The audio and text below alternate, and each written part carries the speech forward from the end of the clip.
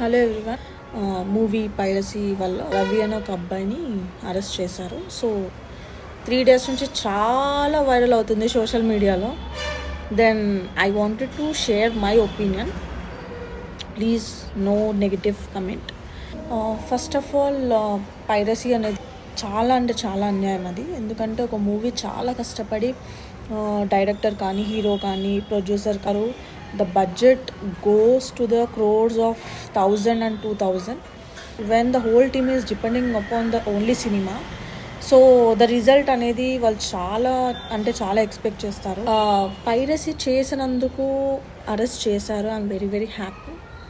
But piracy ఎందుకు అవుతుంది, దేనివల్ల అవుతుంది అనేది the media is not focusing the point. First of all, ఒక మూవీ చూడాలి అంటే like high budget picture, because the entertainment is very very very important in our life. ఎందుకంటే మన లైఫ్ చాలా అంటే చాలా బిజీ అయిపోయి, జాబ్లో పడిపోయి, బిజినెస్లో పడిపోయి, మెంటల్ స్ట్రెస్ ఎక్కువ అయిపోయి, so we are choosing an entertainment. ఒక టికెట్ రేట్ ఎంత పడుతుంది అంటే చాలా హై పడుతుంది ఒక ఇండివిజువల్కి.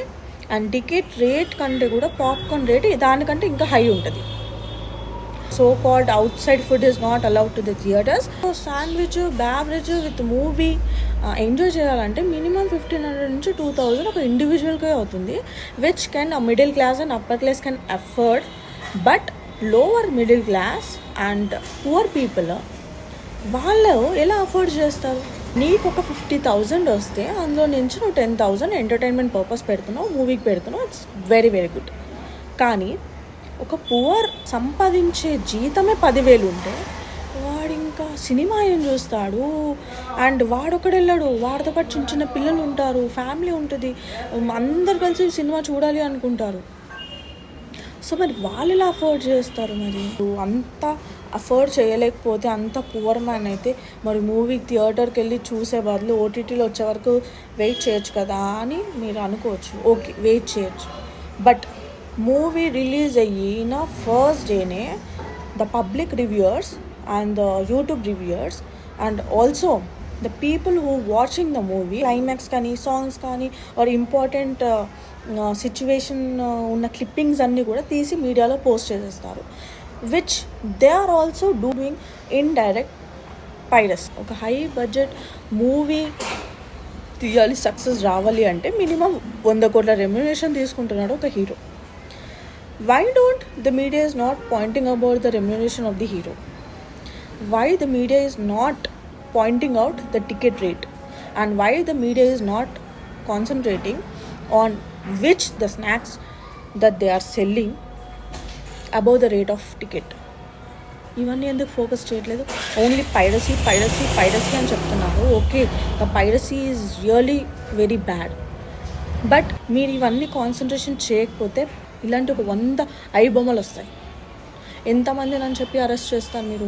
Today you are talking about the entertainment sector which is a movie. But why don't you think first of all మనం సేఫ్టీగా లేము? We heard about the Delhi blast. ఎక్కడ పడితే అక్కడ బాంబ్స్ పెడుతున్నారు, విషం కలుపుతున్నారు, రకరకాలుగా చంపడానికి ట్రై చేస్తున్నారు.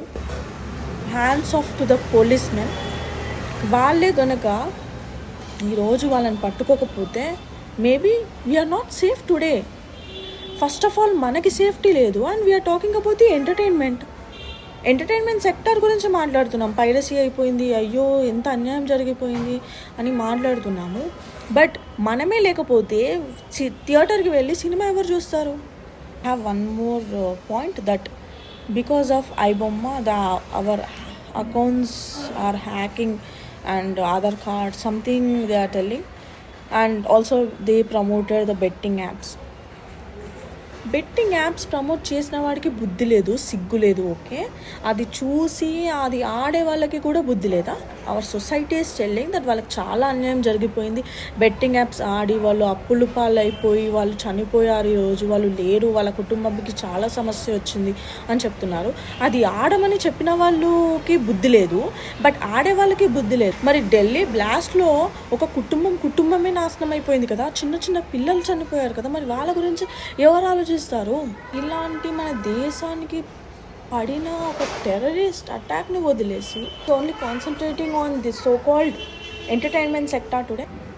So I'm not the kind of a person which I'm supporting the piracy today, but I'm telling the only one thing, కొన్ని చేయాల్సినవి చేస్తే టికెట్స్ రేట్స్ అనేది తగ్గిస్తే ఇలాంటి పైరసీస్ రావు. అండ్ దీనికంటే ఎక్కువగా మన దేశం గురించి మనం ఆలోచించాలి ఈరోజు. జై హింద్.